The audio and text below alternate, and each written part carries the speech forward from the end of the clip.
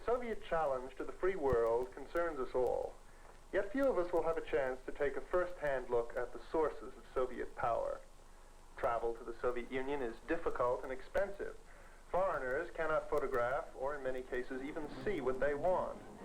Official Soviet news broadcasts give a one-sided view of Soviet reality. How then can we find out what is meant when some people speak of the Soviet military and industrial threat to our way of life? How has this threat come upon us so suddenly? After all, 50 years ago, the Russian peasant was a symbol of a basically agricultural society. The Russian factory worker has been described as the new symbol of a highly industrialized and aggressive world power. How has this startling transformation come about? Part of my life's work is to study this question. My name is Alfred Reber, and I teach Russian history at Northwestern University. My wife and I have lived and studied in Moscow and traveled widely throughout Soviet Russia. With my own eyes, I have seen this once slumbering giant awake. And to help you see it too, I have selected and arranged some official Soviet films which dramatize the modernization of old Russia. My own comments are aimed at putting these propaganda films in their proper perspective. Keeping the enormous size of the Soviet Union, 1/6 of the world's land surface in a single massive block.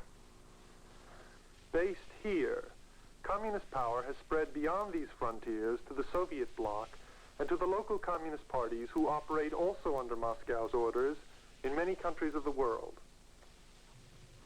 I have no time in this film to analyze the political doctrines of communism. I must assume that you understand at least its basic principles.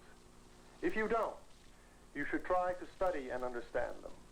What I do want to show you is how tough revolutionary leaders wielded this doctrine like a club, first to seize power and then to transform the entire economic life of the country in my own short lifetime.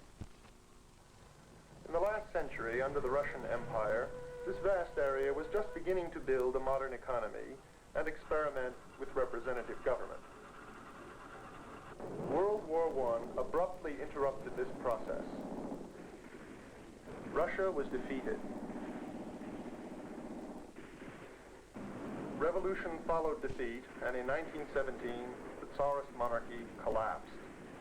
After the Russians made a brief try at democracy, the Bolsheviks seized power. Soviet propaganda now claims the Bolshevik Revolution was a spontaneous mass nationalizing. The official story relates how war-weary soldiers and sailors revolted against the provisional government, and how the nation enthusiastically joined them to bring to power a small group of revolutionaries led by Lenin and Trotsky. But this is legend and not truth. Out of this legend emerged the cult of Lenin, which serves as an inspiration to world communists. Actually, the mass of the Russian people did not accept the dictatorship of Lenin and his Bolsheviks. A bloody civil war raged for 3 years, but the Bolsheviks were well organized and ruthless. Backed by armed, discontented factory workers and landless, desperate peasants, they won the war.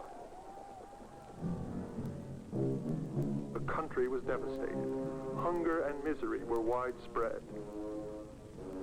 But the political revolution was now over. Russia had become a Soviet state. Lenin, its first dictator. How did the Bolsheviks intend to reconstruct their war-torn country? Lenin died before this question could be answered. The party leaders here assembled at his funeral already had begun to fight among themselves, the party leadership. Trotsky and other intellectuals insisted that the Soviet state could industrialize and socialize only after a successful world communist revolution. But the Russian masses were tired of fighting. The party secretary, Joseph Stalin, offered them a more attractive solution. Turn Russia into a modern, industrialized, socialist state and make this the basis from which to spread the world revolution. Because he controlled the party apparatus as well as the secret police, Stalin crushed the opposition. Then he launched the second phase of the revolution. It had two main objectives: rapid development of heavy industry and collectivization of the nation's peasants and farmland. It was an amazing revolution. Here was a government trying to plan and carry out the complete transformation of the economy in 5 short years. Private property was confiscated, and peasants were herded into collective farms. Threats and promises whipped the industrial workers into a frenzy of activity. No effort was spared by the state. The nation was transformed into a working camp. Hundreds of thousands of people who did not obey state orders were deported or executed. Women were pulled out of their homes and put to work in industry. Only those who worked would get bread, and not much of that either. Industrialization demanded new skills. Stalin launched a determined campaign to wipe out illiteracy. Peasants struggled painfully to learn to read and write. Few potential sources of labor or brain power were left untapped. There were some spectacular results, and the party made much of them. The enormous U.S.S.R Dam harnessed the power of the Dnieper Rapids. The newly built Turk-Sib Railroad hauled great grain loads thousands of miles into the new growing industrial areas of Central Asia. But there were even more failures, and these were not often publicly reported. The people in the countryside were in revolt, and voices of protest rose within the party itself against the frightful cost of the 5-year plan. But to Stalin, any opposition to his grandiose design was the equivalent of treason. By 1936, he ordered a bloody purge which decimated the ranks of the party leadership. Many of Lenin's close supporters were arrested, tortured, and executed. Fear shrouded the country, but the relentless drive to carry out the economic plan did not slacken. Suddenly, in 1941, the Nazi attack stunned the Soviet leaders. At first unprepared, Stalin quickly appealed to the Russians to defend their homeland as well as to defend communism. The newly built factories poured out mountains of war supplies. A massive Soviet counterattack, heavily supported by Allied supplies and military action on other fronts, pushed the Nazis back across Eastern Europe and into the heart of Germany. Now, as the Allies defeated Hitler and Japan, the Soviet Union claimed the right to be called a world power. The wartime alliance broke up on the question of rebuilding a new Europe on the ruins of the old. Stalin rejected American offers of economic aid to help the Soviet Union rebuild its devastated industry. Behind a curtain of fear, the Soviet leaders forced a war-weary population to take up the burden of reconstruction alone. The task was almost completed when Stalin died. Again, the world wondered, who of Stalin's lieutenants would seize the reins of power? Malenkov? Beria? Molotov? Khrushchev? Then, as before, the man who controlled the party organization took personal power. Nikita Khrushchev, heir to Stalin as party secretary, eliminated his rivals and emerged as undisputed leader. In 1956, before the hand-picked 20th Party Congress, Khrushchev launched a double campaign.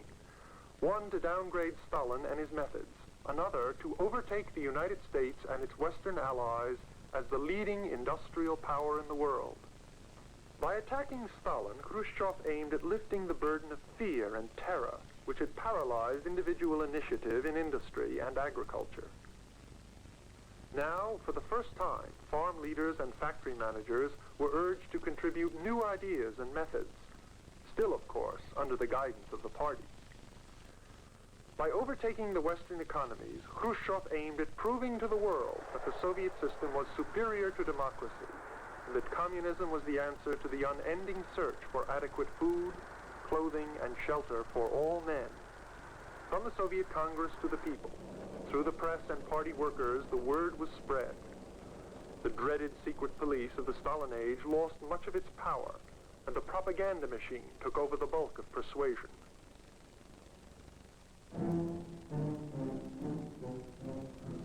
Planners and engineers set to work preparing elaborate blueprints for a new 7-year plan. Vast untapped resources were exploited at Khrushchev's orders. Virgin forests of the north and east were cut to provide building materials and make room for new settlements.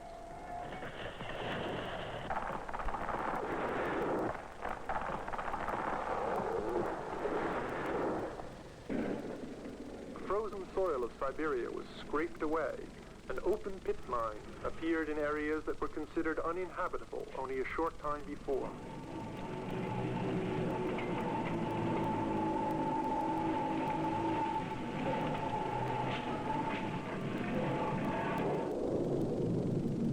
Huge hydroelectric works were erected along the rivers in the newly developed areas.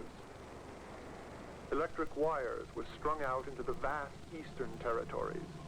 Had not Lenin said that communism was the Bolshevik power plus electrification of the country? The heavy industrial base begun under Stalin was broadened. The great sacrifices and sufferings of the 1930s were beginning to pay off in production figures. Under new leadership, Soviet industry spurted forward. Nowhere are the achievements of the Soviet Union more impressive than in the field of heavy industry. Though these are official films, they give a good idea of the variety and complexity of Soviet industrial power. Steel is the heart of this power. Steel for rails, for machine tools, for tanks, for guns, and for tractors. Recently, the capacity of Soviet steel production increased sharply, and now threatens to equal that of the United States. Out in other basic products, such as minerals, cement, and fuels, continues to mount steadily.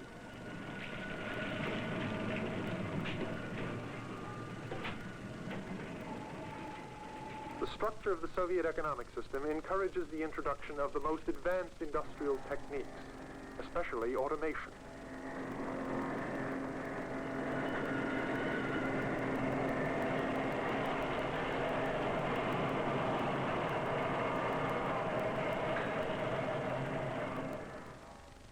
Soviet drive to overtake the West in industrial production is serious and determined. Moscow is confident of success. Spectacular Soviet achievements at this level will offer a strong attraction to the underdeveloped countries to follow the pattern of a totalitarian system. Let's pause for a moment and think. Had there not been a ruthless communist regime in Russia, would industrialization have occurred anyway? Of course it would. And probably even more successfully had there been a free exchange of ideas, flow of investments from abroad, and competition. But let's return to reality. What does all this development mean for the Soviet man in the street? Here is one scene familiar to us. A press stamping out the frame of an automobile. The finished product is a compact Russian car. If you watch carefully, you will see that the people on the sidewalk are just as surprised as I was to see this car on the streets of Moscow. Few of these people can hope to own a car during their lifetime. This scene dramatizes the fact that Soviet planners are still reluctant to provide consumer goods at the expense of heavy industry. Nevertheless, the regime has had to do something to satisfy the craving of the Russian people for housing. Khrushchev said recently that the construction cranes are becoming the symbol of the new Soviet cities. Perhaps this is true, but unlike the modern steel mills, you can see here how primitive handicraft methods are used side by side with cranes. You can see how cheaply most of these prefabricated houses are made. Yet they are considered luxurious by Muscovites who have been sharing an apartment or even one room with other families. More and better housing provides a strong incentive for the people to work even harder for the future. Someday, soon, one of these apartments might be theirs.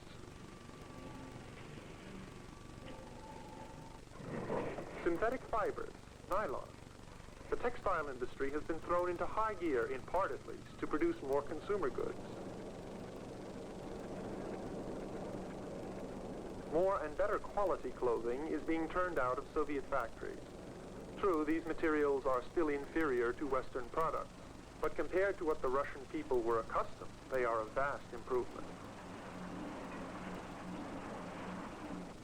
Naturally, you can notice the difference between the clothes displayed in shop windows and the clothes worn by the people.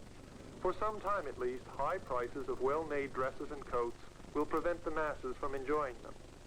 But standardization of clothing styles and manufacture of synthetic fibers have already overcome the worst shortages. Carefully staged scenes such as this one give the false impression that all the Russian people share a life of abundance and leisure.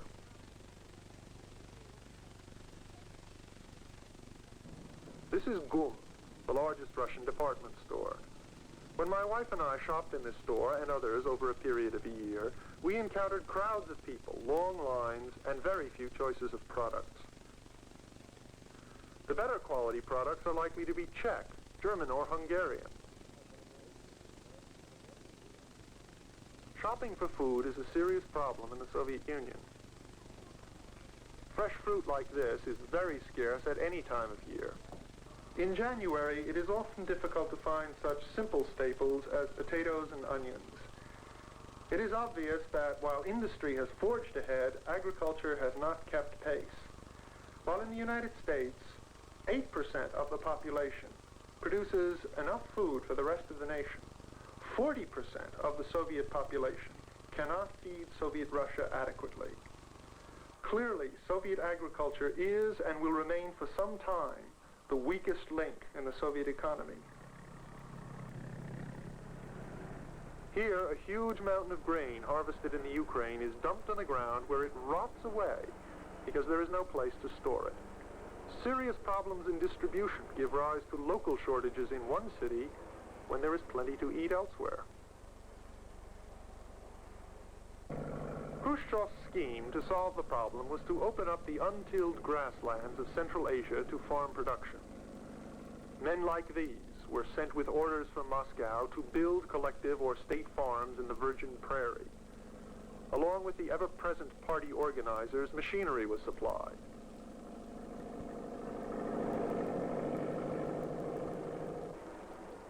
Brand new villages sprang up to house the transplanted populations, with hospitals for the sick, with nurseries for the children, and even lectures and night classes for the adults. But Khrushchev's virgin land policies have not been a success. Khrushchev was forced to admit recently that wheat production has fallen far short of the goals of the 7-year plan. The livestock problem is even more acute. Cattle and sheep raising never recovered from the days when peasants who were forced into collectives defied the government by slaughtering thousands of head. According to Soviet statistics, the number of sheep in the country only recently reached the level of 1928, that is, before collectivization. Here is a model Soviet dairy collective. Notice that women do much of the work. This is one of the best farms in the dairy industry, but to any child from Wisconsin, it is obvious that this farm is far behind comparable American dairies. Khrushchev will have to do far better to fulfill his boast of catching up with the United States in dairy and egg production. Mechanization is spreading in agriculture, and modern methods are applied. The new 7-year plan sets high priorities for agricultural machinery. But the contrast between the helicopter and the horse-drawn carriage dramatizes the wide gap that still exists in agriculture between Soviet plans and reality. To carry out the ambitious programs in agriculture and industry, the Communist Party must train large numbers of technicians and scientific workers. Increased concern for a modern school system reflects the growing demands of a new kind of society on the Soviet state. This is a model Soviet elementary school. Someday, the Soviet leaders want every school to be like this one. Here, the young children are taught unquestioned loyalty to the state and party, as well as very demanding academic subjects. To one who has lived in the Soviet Union, the children in these scenes look more like professional models than the average Soviet child. But this school and these children serve as an inspiration to the Soviet citizen. By supporting the regime, he can hope to see his children or his grandchildren raised in similar circumstances. These films of the Soviet secondary school are more true to life. The Soviet government is working hard to solve the problems of overcrowding, double and even triple shifts, inadequate facilities, and low salaries for secondary teachers. From among these students are selected the most ambitious and intelligent to continue their work in the university. Students with particular abilities and talents are guided into specialized work. Political training continues in the university. However, mass lectures on ideology like this one are greeted with private skepticism by many students. Attendance, however, is compulsory. From my own experience, I am convinced that the top-notch minds are attracted to the physical sciences and mathematics. Their practical and theoretical skills are so highly valued by the state that no expense is spared in providing them with excellent technical facilities. By cutting down on manpower trained to produce consumer goods, the state uses its best educated people for creative scientific work. Young people who display manual rather than intellectual skills are put into the trade schools where they are trained at an advanced level to form the ranks of skilled craftsmen. The Soviet government is now fighting hard to prevent any split in society between the intellectual leaders and the masses. All students must learn respect for physical labor, from shop work in elementary school to hard farm work during harvest time for university students. The government insists that no one should feel superior because he sits at a desk rather than digs ditches. Conformity to a pattern of life for all is part of Aryan society. The state takes great pains to satisfy the demand of the Russian people for reading matter. By controlling the largest publishing industry in the world, the state prints and distributes enormous editions of low-cost books. Many public libraries have been constructed, some of them in factories and collective farms. In the large research libraries, such as this one, all books which the state considers harmful to its interests are kept locked away and can be read only with special permission. Nevertheless, masses of Soviet and foreign technical literature, as well as the 19th century Russian classics, are avidly read. In few other places in the world is reading so popular as a means of professional advancement. Some of the great traditions in the arts are encouraged by the state to provide an outlet for the continuing creativity of the Russian people. The classical ballet has achieved new heights of greatness.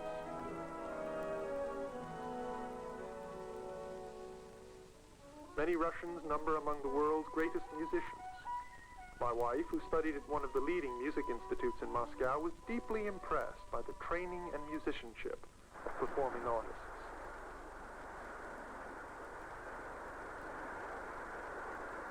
Of course, closer study of creative life in the Soviet Union shows that art which does not serve the state, experimental or critical art, is suppressed.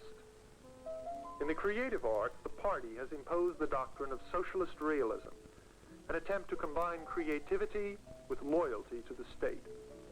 This portrait is typical of the trend. Intellectuals who do not toe the line have lost their right to be heard, or even have lost their lives. Many people abroad do not know these facts. Memories are short and fade quickly when confronted by the dazzling virtuosity of a Soviet ballerina or violinist. The Soviet leaders believe they can take over the entire world without a war. They believe their system will prove itself superior to ours in the great competition of the coming years. This is the challenge, and we must find an answer to it. These films are intended merely to outline the shape of that challenge. In these few minutes, I could only scratch the surface of this great world problem. It remains for you to push forward the limits of your knowledge, to read, study, and think about this problem. For only in this way can you prepare yourself for the crucial test of our way of life. Unlike the Communist Party, we in this country depend for our survival upon the ability and willingness of all our people to respond vigorously, intelligently, and voluntarily to the great challenge of our times.